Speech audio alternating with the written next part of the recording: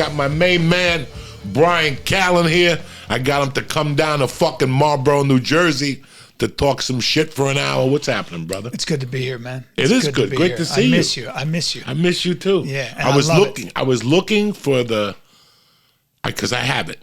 Yeah. I still have it. I just couldn't. It's in the wrong notebook. I was looking for the worksheet from the acting. For the Beverly Hills Playhouse. No, we did the one at we did the seminar. We did the and UCLA. We kept it a secret from Rogan. Yes, we didn't say that to Rogan. Because he would have made. We took an acting seminar. It cost us $350 each. If he had found out about that shit, I see him. It's like a drug deal. I see him. I go, "What are you doing?" He goes, "I'm here." He goes, "I go, well, don't tell Rogan." He goes, "No, I'm not gonna tell him." He goes, "He wouldn't understand." But you know, we're trying to be actors. This had to be 2001. Oh yeah. We studied acting in earnest. We studied it in earnest. And I forget, this is the guy that cast Sleepers, and he cast Godfather 2. Oh yeah, he did all of it. He cast Donnie Brasco. And Milton Katsalas, who had directed Bette Davis in Butterflies Are Free to an Oscar. The people that used to be in his class, Burt Reynolds would drop in, fucking, Neil Simon, the great playwright, would just show up. Bro, Anthony Hopkins would come in and just like... Where was this at? This was at the Beverly Hills Playhouse, at the class. I'd get up on stage on a Saturday class. Doris Roberts, Emmy Award-winning fucking actress from Everybody Loves Raymond. Giovanni Ribisi. I mean, you name it. People like the biggest names in Hollywood are in the class. So when you get up on stage, you better bring some fucking money. You better be prepared. The first time I did a fucking scene, I'd graduated into the master class, whatever the fuck it is. And Milton Katsalas goes, "It was good, very facile. How do you think you did?" I said, "I don't, I'm not good at this. I did all right." He goes, No, you did very well. You know what the problem is? I said, "What?" He goes, "Everybody behind me can do exactly the same thing. So what are you going to do to be different than that?" And that began the journey, and that's why I'm an international star now. Now, Beverly Hills Playhouse. Yeah. Beverly Hills Playhouse was the one that you had to sign up for 2 years and you weren't allowed to audition?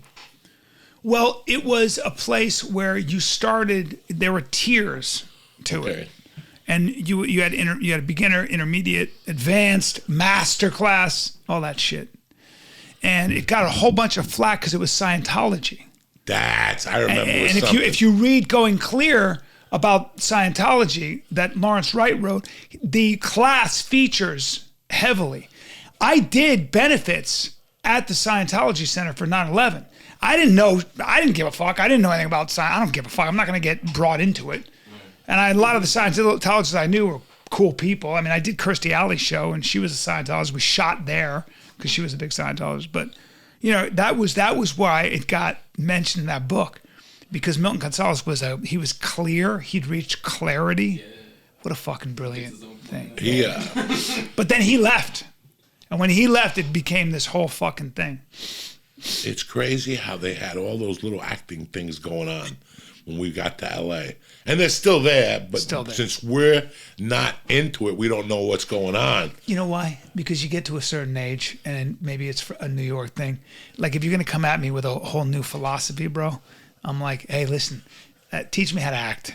The fuck out of here with all the rest of it. Now, where did you actually learn how to act? In New York City?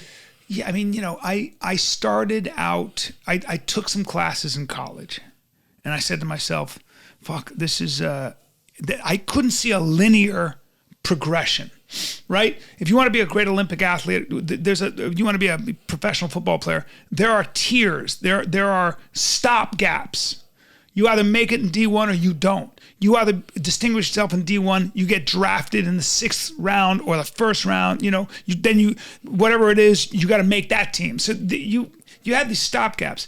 Acting, you can just be like, I'm talented because my mother told me I was. And then you're 44 years old, you wake up, you got no resume. How many people do we know like that? So I kind of saw that and I was like, I don't want to be that guy. So I stopped and I decided I was going to be a banker. Yeah. And then I realized, then I go, oh, I'm gonna put a gun in my mouth. This is I can't do this shit. I'm wearing a tie and silk socks. I was taking the path from Hoboken, New Jersey to work at the accounts receivable payables division, no windows at Lehman Brothers. Get the fuck out of here, okay? And I woke up from a nap and I go, I gotta be an actor. So I went to the neighborhood playhouse in New York City on 54th Street. And that was the first time I went, this might be the only thing I'm made for. Then I found comedy, stand-up. But you know what I mean? Like I was like, I think that I'm not good at anything, and I might be good at being somewhat emotional and real, because I could feel it. My childhood had been so chaotic that I was able to kind of, it helped me. And I was also a daydreamer.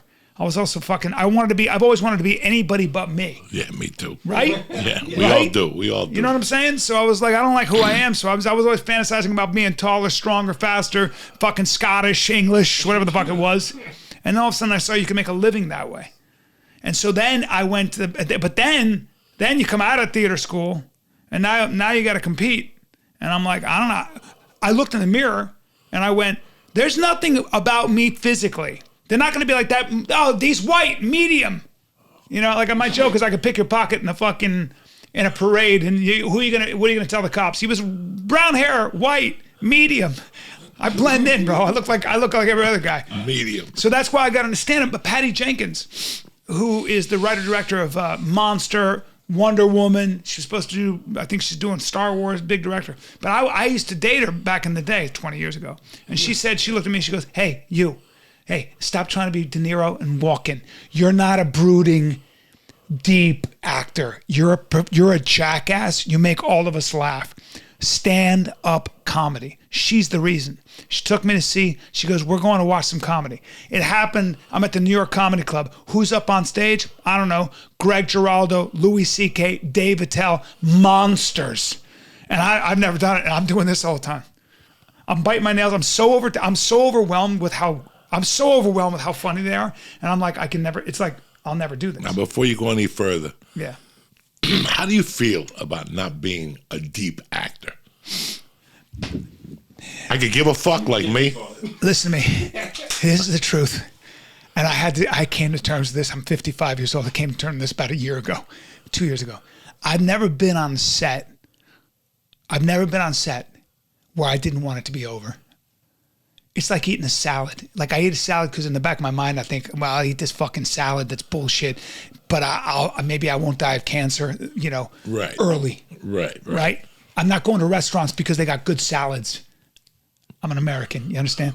I'm going to fucking restaurants because they got steak, chocolate, and cheese. I want all the things that are bad for me, and I want wine.